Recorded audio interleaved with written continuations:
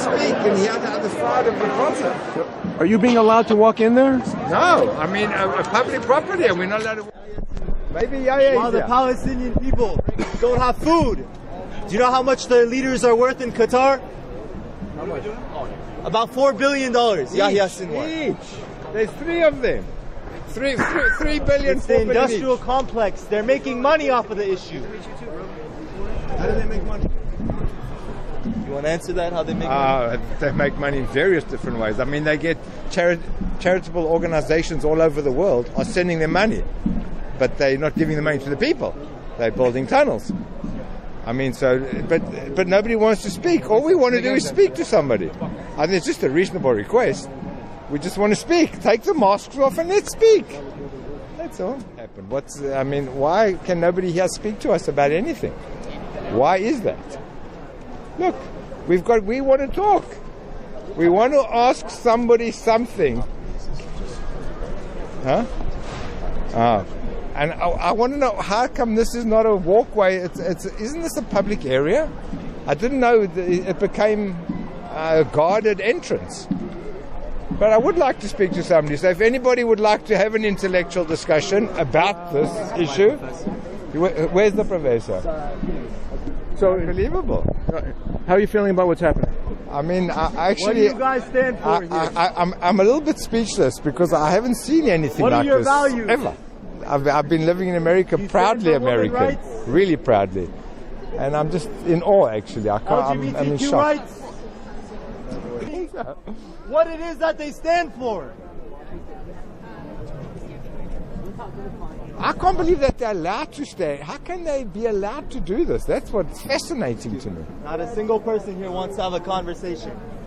Do you think this is purely about the Hamas and the Palestinians?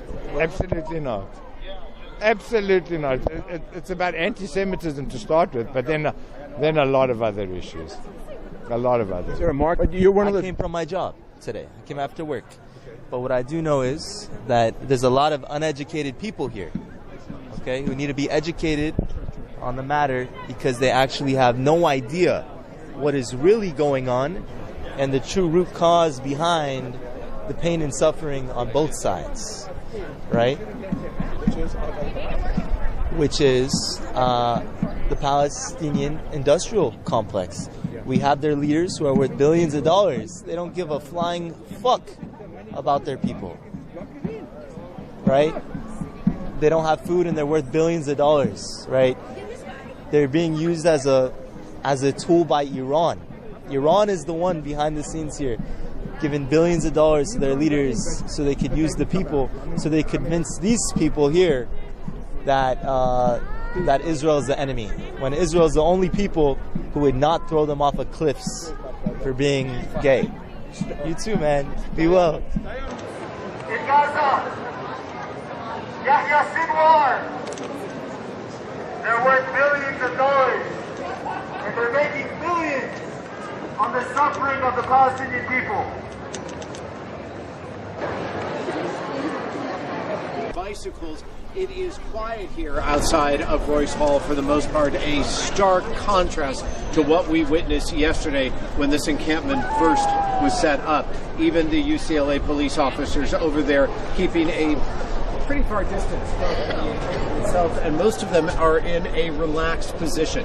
The reason why, primarily, as you look at the encampment that only grows here just outside of Royce Hall on the center of the UCLA campus, is because the dueling factions that we witnessed yesterday, those pro-Israelis that were here on the perimeter of this encampment, and the pushing and shoving and the skirmishes that took place throughout the day and into the evening last night, have ended, and that is because it is sundown on a Friday night. It is the beginning of Shabbat, and many of those Jewish people have gone home.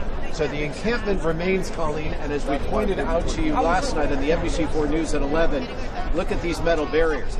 This is the indication that it is going to say something that a Bruin alert came out with today from the UCLA campus saying, listen, the encampment can stick around as long as it doesn't disrupt classes and as long as it remains peaceful and without any problems. So what is the encampment here for? Well, they explain to us in great detail, and the list is honestly too long when it comes to demands, but of course the top two are that they are demanding a ceasefire in the Israel-Hamas war, and they are demanding that the entire UC system divest from any company that has anything to do with Israel. Lofty goals for sure, Colleen. We don't even have any indication that the university has sat down with these students.